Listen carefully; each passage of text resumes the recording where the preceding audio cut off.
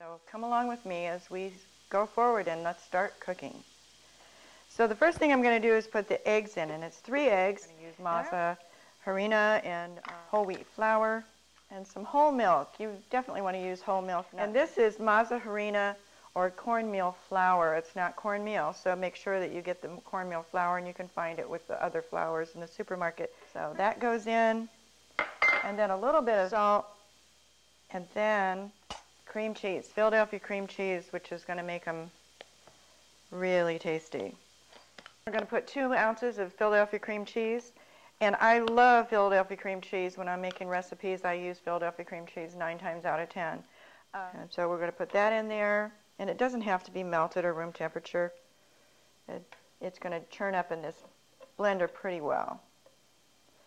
And a little bit of oil, like a tablespoon. And then we're going to process it. You can do this in your food processor too if you want, or a blender, either way. Just for like 30 seconds, and that should do it.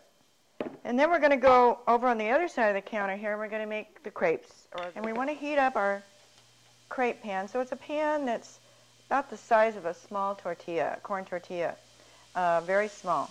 And I'd say that's probably a 6-inch or something like that. Then take a little bit of butter, and you're not going to use it all, but you just want to make a little bit of a glaze on the pan, and it's a nonstick pan you want to use for this. Then we're going to pour just a small amount in, and you'll see. Then you're going to swirl it until it covers the bottom of the pan, and put it on the stove.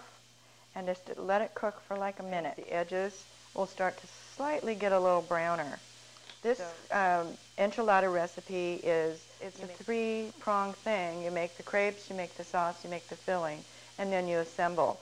So we're using chicken that's already been cooked. So then that only takes a minute on the other side, and that one's done. So we just continue on, and you're going to make about 10 of these. I'm looking at the bottom side, and this is perfect. That's the way it should look. We're going to do the filling to go inside the crepes. So melt some butter, and then we're going to add the onions, and we've got 2½ cups of chopped up chicken, and then put your onions in, and we're going to saute them until they're opaque. Or in the meantime, we're going to add chicken stock, which is a powdered chicken stock, 1 teaspoon. Mix that in with your onions. You can already smell it. Wish you could smell it because it smells really good. We're just waiting for it to get opaque, and it's getting there pretty quick. And then we're going to put in 8 ounces of cream cheese, Philadelphia cream cheese. Pretty close to there. We're going to add the chicken. So we're going to use all of the whole package, 8 ounces of Philadelphia cream cheese.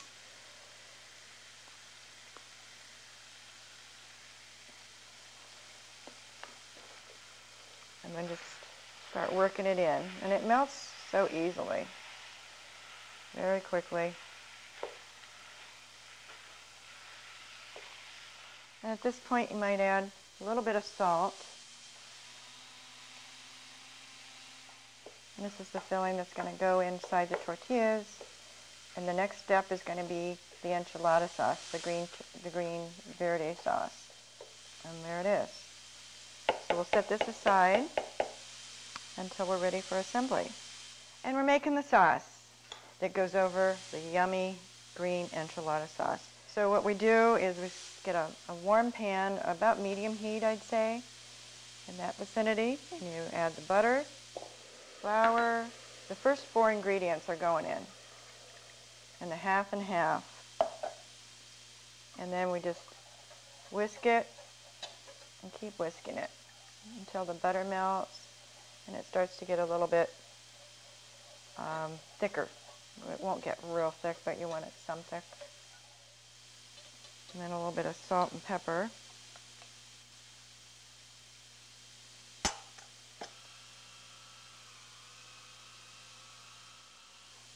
And keep on whisking.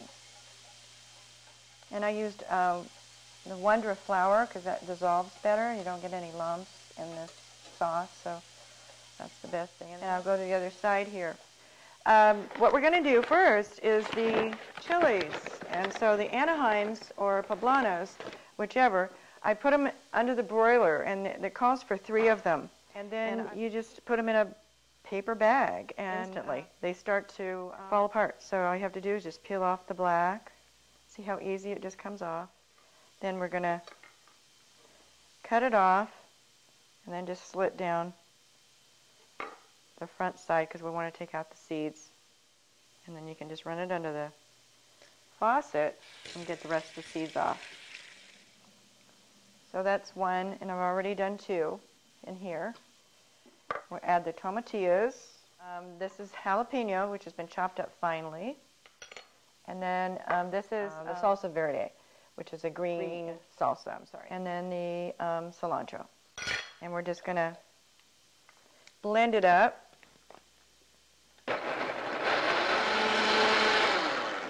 And that's good.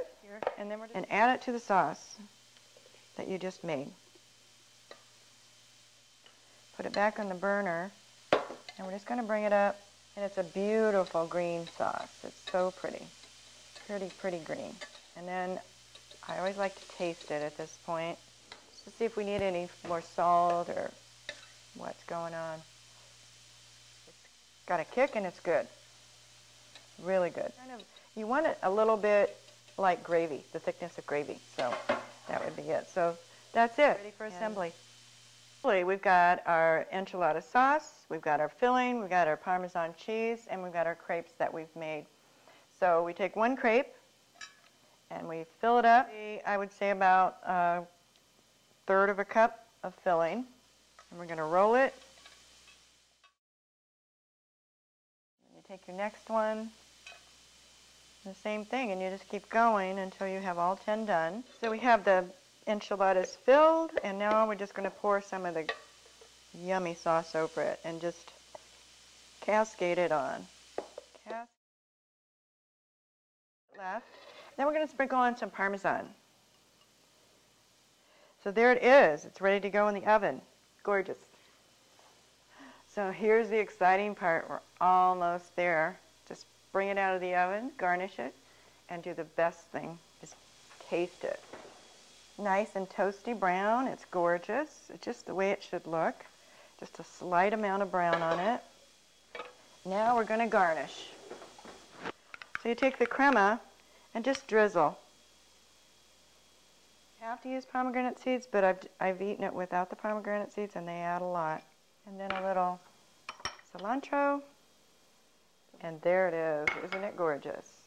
But let me give it a test. And I've got 2 plates here, 1 for myself and 1 for my trusty cameraman Glenn. He's been so good today to film this for me. That's a beauty.